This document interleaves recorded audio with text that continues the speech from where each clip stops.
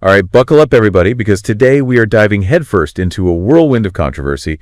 We're talking about the criticisms surrounding Islamist scholar Mohammed bin Shams al-Din. Ooh, this is a good one. It seems everyone's got something to say about him. We're going to try to make sense of it all, right here. Let's untangle this web, shall we? We've got quite a collection of sources for this deep dive. Lay it on me. Excerpts outlining the accusations against Mohammed bin Shams al-Din, rebuttals from those defending him, and even a peek into his YouTube channel. His YouTube channel, what's it called? It's called Scientific Responses. Well, he's being accused of being too extreme, of going as far as excommunicating major figures like Abu Hanifa and al-Awawi, of being way too harsh in his critiques. I mean, people are saying he spends more time attacking other scholars than he does, offering any sort of positive guidance. Yeah, I see what you mean. So where do we even begin with all of that? It's a lot to unpack. It is, but it's important to keep in mind that each of these criticisms is actually connected to these much bigger, broader debates within Islam. Like what?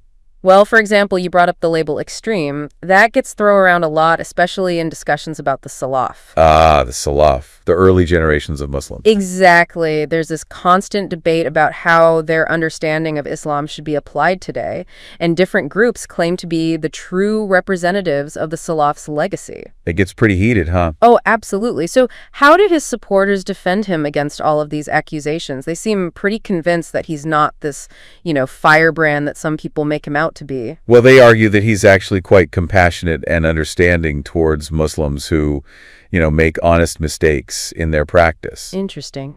They say his firmness, the part that people criticize, is only directed at those who outright deny the Sunnah. The tradition of the Prophet Muhammad. Right, or those who actively oppose Islamic teachings.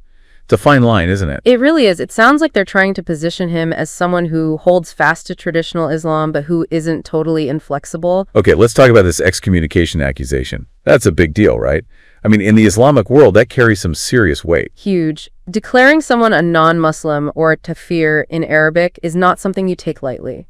To level that accusation against someone like Mohammed bin Shams al-Din. Okay, so did he actually excommunicate them? He absolutely did not. He's simply following the line of reasoning established by Imam Ahmed and al-Bukhari. Two incredibly influential figures in Sunni Islam, as I recall. Right. Imam Ahmad had some critiques of Abu Hanifa. He believed some of his theological views strayed from traditional understandings. Al-Bukhari, on the other hand, had issues with Abu Hanifa's approach to hadith scholarship. Hadith being the sayings and actions of the Prophet Muhammad. Exactly. As for al-Awari, the argument is that while Mohammed bin Shams al-Din critiques him for maybe distorting God's attributes, he never actually goes so far as to say he's outside the fold of Islam. But even if it's not outright excommunication, going after such revered figures is still going to ruffle some feathers, right? This leads us to another major criticism, his style, full way of arguing. Right, he's often called out for being way too aggressive and confrontational in his responses. But from the excerpts we have, a way to combat what they see as dangerous deviations from Islamic teachings, his supporters even compare him to figures like Imam Ahmad and Ibn Taymiyyah. Ah, known for their strong stances. Yeah, uncompromising, you could say. What one person sees as standing up for the truth, another might see as harsh and divisive. And it seems like a lot of this plays out on his YouTube channel. In the past, these sorts of debates probably would have been confined to scholarly circles. Now it's all out in the open. And he's responding to everything: specific scholars, critiques of entire schools of thought like Ash'arites and Sufis, commentary on groups like ISIS and the Taliban. Wow. Even tackles films, music, TV shows. It's like he's taken on this massive project trying to define the right way, the correct belief, and then he draws a very clear line between that and everything else. And that's bound to rub some people the wrong way, especially when you consider how deeply personal religious identity is. It raises questions, for sure. It seems he's facing some serious backlash. Oh, yeah. Threats from both Ash'arite scholars and ISIS, even his home address being leaked online. There are even allegations of cyber attacks. Why such hostility, though? That's the question. Well, he's challenging some pretty fundamental beliefs, taking on powerful figures, and he's doing it all very publicly and very visibly. It's bound to upset some people. But here's the interesting part. Despite all this pushback, his following is actually growing. You're kidding. The sources suggest that despite all these attempts to discredit him, more and more people are finding his message appealing. Almost paradoxical, isn't it? You'd think with all this controversy his influence would shrink, but maybe it's actually having the opposite effect. Now, beyond his style and his views on certain figures, some people question his qualifications altogether. But there's this whole counter-narrative that paints him as unqualified. Undermining his authority from the ground up. Right, but he's got the academic background, he's published works, and many of you criticizing him used to call him Sheikh. a term of respect for Islamic scholars. What changed? Precisely. It's a clever strategy. He's a victim of shifting alliances and opportunism, like you only turned on him because you disagree with him now. A bit of a fair-weather friend situation. So we have this image of a scholar who's incredibly outspoken, deeply controversial, and facing pushback from all sides. From all sides. Yet his influence seems to be growing. It really is. So it's not just about what's being said, but who's saying it and why. Exactly. We need to think critically, to question our own assumptions, and to be open to viewpoints that challenge our own. Going back to this idea of Muhammad bin Shams al-Din's growing influence, despite all the controversy swirling around him, his supporters paint this picture of him as a truth teller.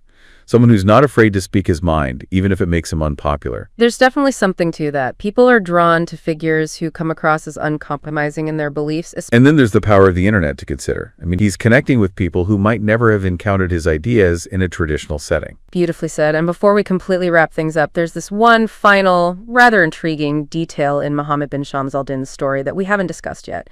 It involves a rival scholar, a sudden influx of wealth. A rival scholar getting rich. You could say that. It's a plot twist you might not see coming. And a whole lot of drama. So there's this almost comical episode described in one of the sources. It involves a scholar named Abu Ubaidah al-Nakidi.